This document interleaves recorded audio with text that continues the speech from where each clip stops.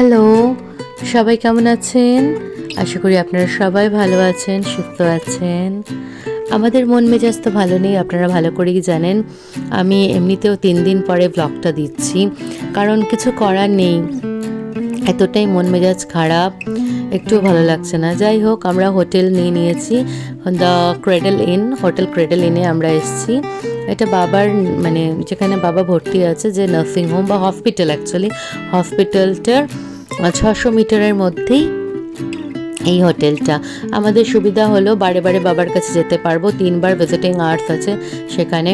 তো মিস্টার মুখার্জি এখানে formalities complete করছে, প্রিয়াংশু এখানে লাফালাফি দৌড়াদৌড়ি করছে রিসেপশন এরিয়াটাতে, আমাদের রুম দিয়ে দেবে। আর শাশুড়ি মাকে জানিয়ে দিয়েছি, মা বললো আমিও বেরোচ্ছি, আসছি। এই যে হোটেলের নামটা আপনাদের দেখাচ্ছে, ক্রেডল ইন। তো বেশ ভালো, মানে হোমলি অ্যাটমসফিয়ারও ছিল, হোমলি এনভায়রনমেন্টও ছিল, বাচ্চাদের জন্য কোনো অসুবিধা হয়নি এখানে। লিফটে উঠে গেছি, এই যে মিস্টার মুখার্জি আছে, এই যে জুনিয়র মিস্টার মুখার্জি আছে, লিফট বাবু নামছে, বেরোবো এবারে আমরা। এসে গেছি রুমের মধ্যে, হাত পা মুখ দিলাম, দিয়ে স্নান পরে করবো। মা আসবে, মানে আমার শাশুড়ি মা আসবে, কারণ 1টা থেকে ভিজিটিং টাইম, তখন যাবো বাবার সাথে দেখা করতে। আর চেষ্টা করব আপনাদেরকেও একটা ঝলক বাবার দেখানোর, যদি মানে সম্ভব হয় তো, কারণ রেস্ট্রিকশন থাকে তো, বুঝতেই পারছেন। আর প্রিয়াংশু এখানে নিজের মতন করে খেলা করছে, দেখতে পাচ্ছেন কি করছে। পড়ে যাবে ওদিকে, ওদিকে জায়গা নেই, ওদিকে জায়গা নেই, পড়ে যাবে। চলুন আবার পরে কথা হবে। ঠাম্মিকে নম করে নিল প্রিয়াংশু। মাকে হোটেল রুমটা দেখিয়ে নিয়ে আসলো হাজব্যান্ড, সবার আগে সে প্রণাম করে নিল, তারপরে জুনিয়র মিস্টার মুখার্জি মানে প্রিয়াংশু করলো, এরপরে আমি প্রণাম করলাম। মা আমাকে জড়িয়ে কেঁদে দিয়েছে, আমারও কান্না, মানে দুজনেরই চোখে থেকে জল। আর কি অবস্থা আমাদের, মানে এই জার্নি করে এসেছি এই অবস্থা। মা বলছে না তুমি টেনশন নিও না। আমার তো টেনশনে জানেনি এর আগে কি হয়েছে, মানে ট্রমাটাইজড হয়ে গিয়ে আমার ওরকম প্যালসি হয়ে গেছিলো, প্যারালাইজড হয়ে গেছিলাম। তো বললো তোমাকে সব জানাতেও ভয় লাগে, তুমি যদি আবার সেই তোমার প্যারালাইসিসটা হয়। বললাম না, অমনি করবে না, জানাতে তো সব হবেই। আর মায়ের সাথে কথা বলে নিচ্ছি, আর মানে 1 ঘন্টার মধ্যে আমরা বেরোবো বাবাকে দেখতে। ততক্ষণে আমরা একটুখানি ট্রেনের হাত পা মুখটা ধুয়ে নিয়েছি, আর একবার একটু ফ্রেশ হয়ে যাব। প্রিয়াংশুর এখানে করছে, মানে খেলা করছে। আমরা না রুমটা একটু চেঞ্জ করলাম, ওই রুমটা কিছু প্রবলেমস ছিল, তাই জন্য আমরা এই রুমটা আবার শিফট করলাম। শিফট করে নিয়ে ওই মায়ের সাথে গল্পই করছিলাম যে কি করে এটা হলো না হলো।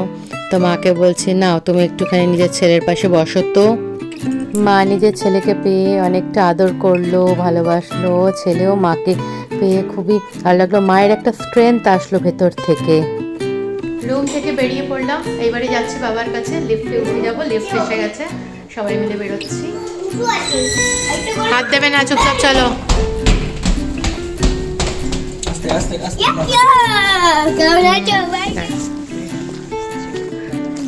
হেঁটে হেঁটে যাচ্ছি আমরা, আমি এই যে আমার শাশুড়ি মা, আমরা দুজনে মিলে হেঁটে হেঁটে যাচ্ছি।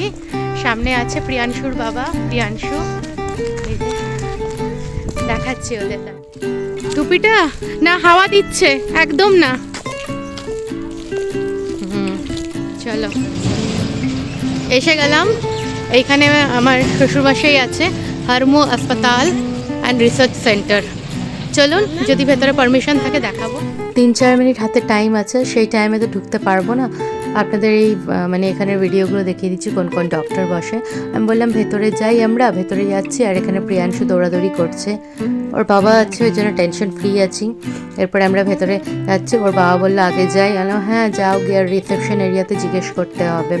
এখানে এই হসপিটালটার ভেতরে, মানে এটা গ্রাউন্ড ফ্লোরটা দেখিয়ে দিচ্ছে। এই যে ওর বাবা জিজ্ঞেস করছে কোথায় আছে আমার শ্বশুরমশাই ভর্তি, তো আইসিইউতে আছে যেন। দেখুন আপনারা টাইমটা দেখতে পাচ্ছেন, 1:45 বাজে, কিছুক্ষণ বাকি ছিল, তো 1:45 সময় ঢুকতে দিয়ে দিচ্ছে। তাও আমরা একবার একটু জেনে নিচ্ছি। আর এখানে দেখিয়ে দিচ্ছি, এই দেখুন গণেশ ঠাকুরের আশীর্বাদ নিয়ে তারপরে আমরা চলে যাব।